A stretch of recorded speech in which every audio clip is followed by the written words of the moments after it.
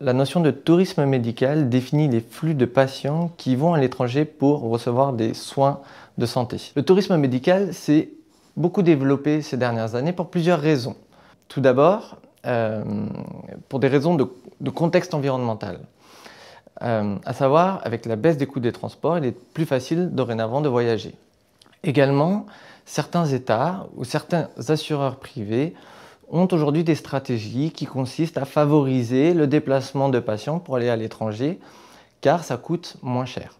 Enfin, avec le développement d'Internet, où aujourd'hui on trouve bon nombre de forums, d'avis sur certaines institutions, certains hôpitaux, et on peut même organiser depuis chez soi un voyage pour aller se faire traiter telle maladie dans tel pays. Quand les gens vont à l'étranger pour se faire soigner, ils y vont pour plusieurs raisons. Tout d'abord, pour la qualité des soins. Deuxièmement, pour le prix des interventions.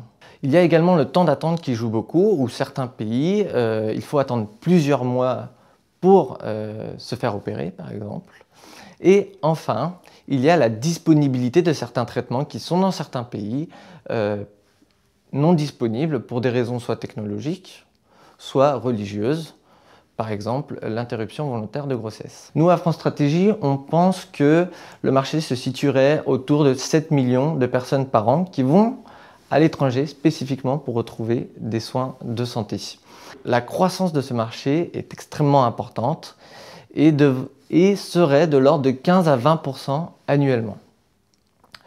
Par ailleurs, certaines études estiment que le marché global représenterait quelques 60 milliards de dollars. La France ne s'est pas encore positionnée sur ce marché, contrairement à ce que fait certains pays comme les États-Unis ou l'Allemagne en Europe. Pourtant, elle a des atouts très forts, elle a une qualité des soins extrêmement importante, un temps d'attente très faible, et du coup, elle pourrait attirer bon nombre de touristes médicaux.